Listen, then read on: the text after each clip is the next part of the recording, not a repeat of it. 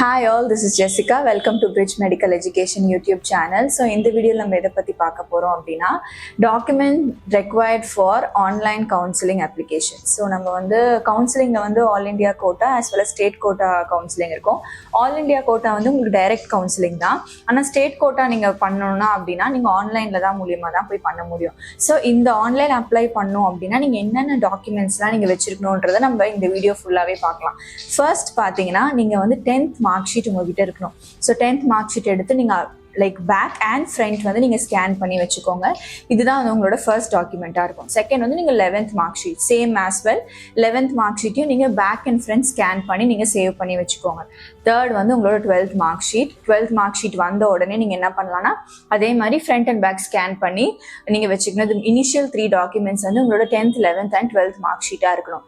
Fourth one பார்த்தீங்கன்னா transfer certificate. Transfer certificate that is டிசின்னு சொல்லுவோம். நம்ம வந்து ஸ்கூலில் கொடுப்பாங்க.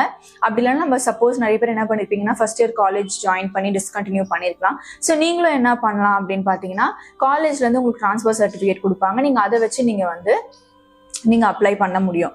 நெக்ஸ்ட் பாத்தீங்கன்னா நீட்டோட அட்மிட் கார்டு. நீங்க நீட் அப்ளை பண்ணும் போது உங்களுக்கு அட்மிட் கார்டு வந்து உங்களுக்கு ஃபியூ டேஸ் முன்னாடி அதுக்கப்புறம் வந்திருக்கும்.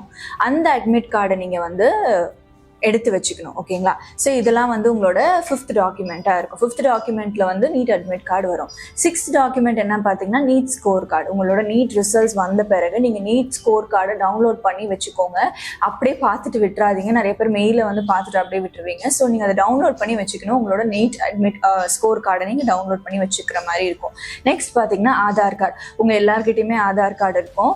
ஸோ நீங்கள் அந்த ஆதார் கார்டையும் நீங்கள் என்ன பண்ணணும்னா பேக் அண்ட் ஃப்ரண்ட் வந்து ஸ்கேன் பண்ணி வச்சுக்கோங்க. நெக்ஸ்ட் வந்து பர்த் சர்டிஃபிகேட் நம்ம வந்து பிறக்கும் போதே நமக்கு சர்டிஃபிகேட் கொடுத்துருப்பாங்க. ஸோ அந்த சர்டிஃபிகேட்டையும் நீங்கள் வந்து காப்பி பண்ணி ஸ்கேன் பண்ணி வச்சுக்கலாம். அடுத்து நேட்டிவிட்டி சர்டிஃபிகேட் நிறைய பேர் வச்சிருக்க மாட்டீங்க.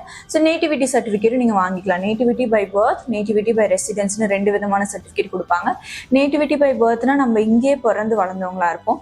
நேட்டிவிட்டி பை ரெசிடென்ஸ் அப்படின்னா வேற மாநிலத்திலேருந்து நீங்கள் பிறந்திருக்கலாம், அப்புறம் இங்கே வந்து நீங்கள் செட்டில் டவுன் ஆயிருக்கலாம். ஸோ அந்த மாதிரி இருந்தால் நீங்கள் வந்து நேட்டிவிட்டி பை ரெசிடென்ஸ் வந்து நீங்கள் வாங்கிக்கலாம். நெக்ஸ்ட் கம்யூனிட்டி சர்டிஃபிகேட் இருக்கும். இதில் தான் வந்து உங்களோட கேட்டகரி தெரியும். பிசியா எம்பிசியா அப்படின்னு சொல்லிட்டுனா கேட்டகரி தெரியும். ஸோ இந்த சர்டிஃபிகேட்டையும் நீங்கள் ஸ்கேன் பண்ணி வச்சுக்கோங்க. நெக்ஸ்ட் வந்து போனஃபைட் வந்து உங்களுக்கு ஸ்கூல்லேயே கொடுப்பாங்க. நீங்கள் 6th to 12th ஸ்டாண்டர்ட் முடிச்சிருக்கீங்க அப்படின்னா உங்கள் ஸ்கூல்லேயே உங்களுக்கு வந்து போனஃபைட் சர்டிஃபிகேட் கொடுத்துருவாங்க. ஸோ இந்த டாக்குமெண்ட்ஸ் எல்லாமே ரொம்ப மெயினான டாக்குமெண்ட்ஸ். நெக்ஸ்ட் வந்து பேரண்டோட community certificate is important as well as பேரண்டோட ஆதார் கார்டு. இந்த ரெண்டுத்தையுமே வந்து நீங்க ஸ்கேன் பண்ணி வச்சுக்கோங்க. ஸோ பேரண்டோட community certificate as well as பேரண்டோட ஆதார் கார்டையும் நீங்க ஸ்கேன் பண்ணி வச்சுக்கணும். நெக்ஸ்ட் பாத்தீங்கன்னா மைனாரிட்டி சர்டிஃபிகேட். இந்த மைனாரிட்டி சர்டிஃபிகேட் எப்போ அப்ளிகபிள் ஆகும் அப்படின்னு பாத்தீங்கன்னா only if you are a Christian minority, Malayalam minority or Telugu minority. So இந்த மாதிரி மைனாரிட்டி கேசஸ்ல நீங்க வரீங்க அப்படின்னா வந்து உங்களுக்கு இந்த சர்டிஃபிகேட் அப்ளை ஆகும்.